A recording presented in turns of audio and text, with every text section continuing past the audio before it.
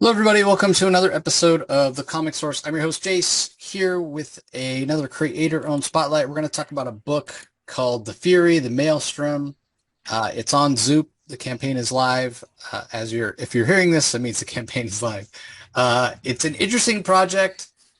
It's written by a novelist by the name of M.H. Cali, and the different chapters are all illustrated by different artists, and we have one of those artists joining us today.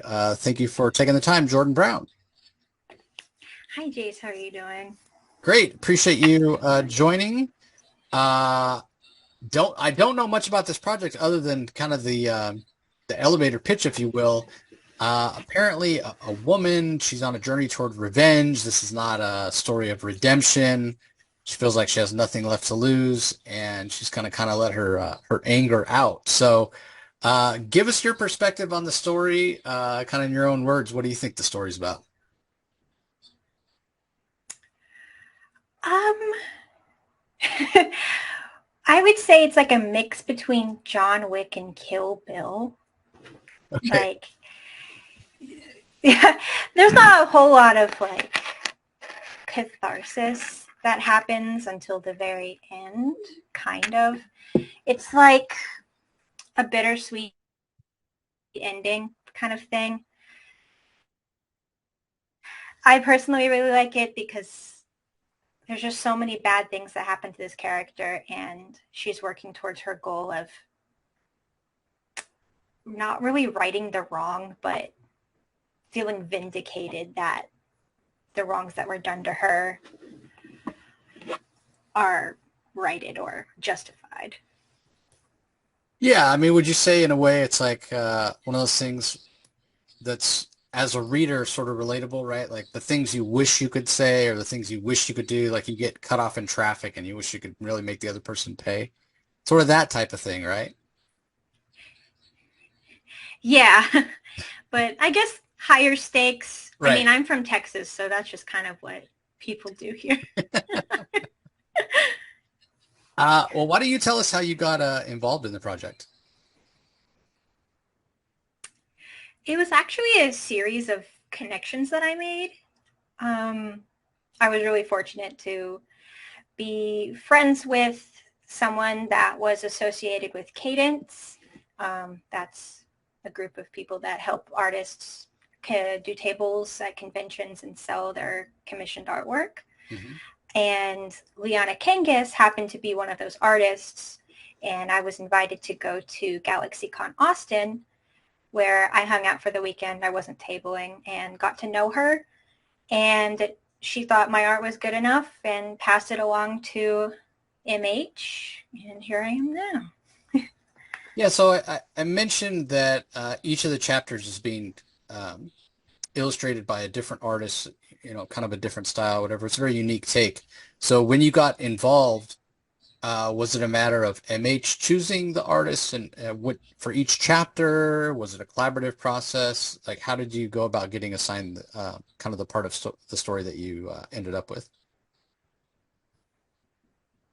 So the whole script is divided into specific issues, kind of how an issue would be if you picked one up at a comic store, like a set of pages. And so when she finished the script, she kind of had how she wanted it to look in mind.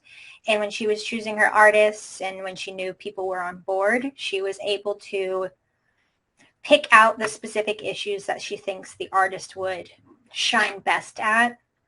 Because I was assigned one issue before, and she emailed me and was like, actually, I think you would be really great on this issue. And I totally agree, having read through the script and done a couple of test pages. I pretty excited to finish it all. Were there any particular challenges in doing it this way? Like, did you have to talk to the other artists about, okay, well, we're all doing our own thing in our own style in service to telling the same story, but like visually in terms of like maybe clothes or the way certain things look or hairstyles and that sort of thing. Was there a lot of back and forth between the different artists to kind of make sure you guys were all on the same page with those sorts of things? Yes, actually, that was one of the first things I talked to MH about when we started doing our pages, I was like, she changes outfits a lot here, but she's mostly like in the same jacket. Is there a character sheet that I need to go off of? And she was like, you know what? I'll commission you to do those. So I actually was the one that ended up making a character sheet of all of the main characters' outfits, the side characters, and the villains. That way the colors and hairstyles could more or less be the same depending on the art person's style. So that was pretty fun because I was like getting to decide what the tattoo looked like or what patches went on the jacket kind of thing.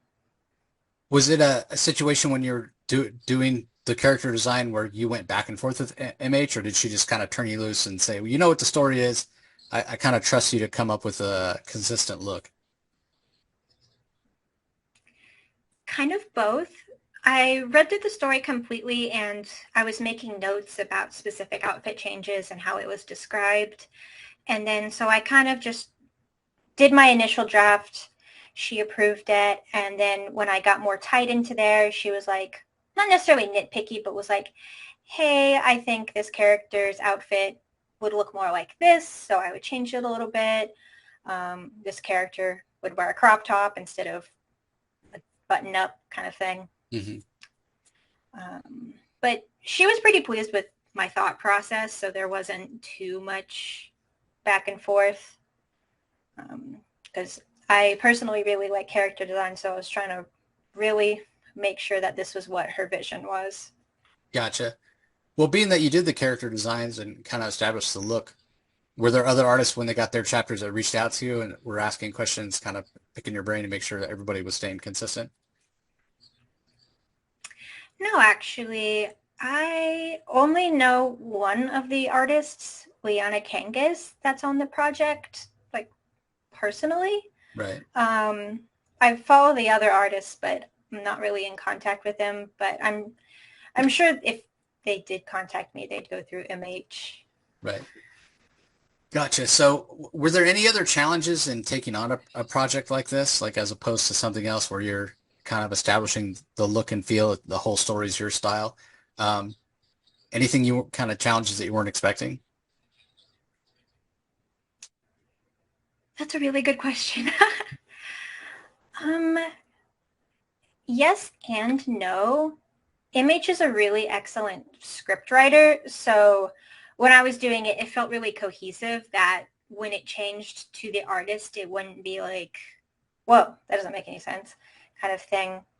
So it was more like challenging wise, making sure the action sequences, I feel kind of were the same level of punchy because it's a very action-packed story. So you want to make sure that everything has the same stakes. Is that easier to do than something that's a little more like emotional, sort of talking heads? You know, I know it's visually, I've heard from artists, it's kind of hard to make things interesting when it's just two people sitting in a room talking for, 2 or 3 pages. Action is a little easier in storytelling wise. Is that accurate? No, not at all. I think with talking heads, it's like when you kind of learn how to draw heads and like neutral expressions or just kind of still shots are one of the things that you learned first. And so with action sequences, it's a lot of foreshortening, like making sure that it's the appropriate size. Gotcha. Or like different angles to really have the impact that you're wanting it. Like if she's got a gun or something, you don't want her to just like have it straight to the side. You want to have like an action shot, like who is she shooting at? Like is it from the perspective of her shooting it or the person being shot kind of thing? Gotcha. So technically tougher to do, even though storytelling wise it might be a little more kind of fun, right? Action sequences, and it's not just drawing the same thing over and over. Yes, but challenging in the way that it's like there's more buildings and more Yeah. things in the background that tend to be more of a focus. Gotcha. It just depends. Well, the story certainly sounds like it's very kind of female empowering. You mentioned Kill Bill or a female version of John Wick, if you will. Um, again, giving agency to somebody, and maybe they're not doing the making the right choices per se, but you can root for them because you can see yourself in their shoes, and they're uninhibited and doing the thing that maybe we all wish we could do.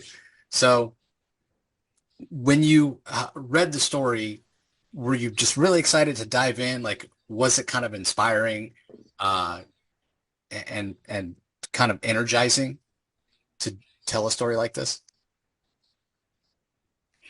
Yes.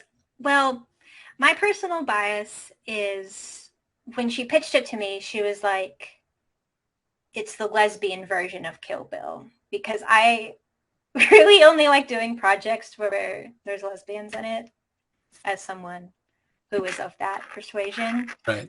So I was honestly immediately on board. I'm like, angry lesbians that get revenge? That's every media I've ever watched. Right. So I was really on board at the very beginning. Like, that's all she needed to say. Well, being that it's that you're coming at it from that perspective, not to be like too politically correct about it or what have you. We talk all the time about how representation in comics has gotten better than it used to be, but there's still such a long way to go. Uh, you've you must feel that it's important for somebody to be able to pick up a comic. There's got to be a comic on the shelf for everybody, right? Like something that you can pick up and read and relate to the character. It makes it that much easier to put yourselves in their shoes instead of every superhero being, random, straight, white male, for example. So, I'm sure you grew up, drawing and reading comics and what have you. It must be a lot easier now, right, to find things that speak a little more to who you are. I actually work at a comic store. So I basically get firsthand on what comes in each week.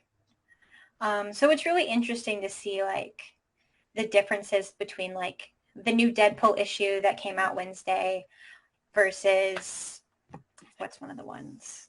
The Time Traveler Tales, which is more not LGBT focused, but it's more along the lines of like queer people would gravitate towards that book more than Deadpool. It is much easier to find queer comics online though, because there's just so many websites that can tailor to that thing you're looking for, but they're not like retail stores like the comic place I work at or anything. But there is a lot, and any queer individual has no lacking for comics like webtoons or Hiveworks kind of thing.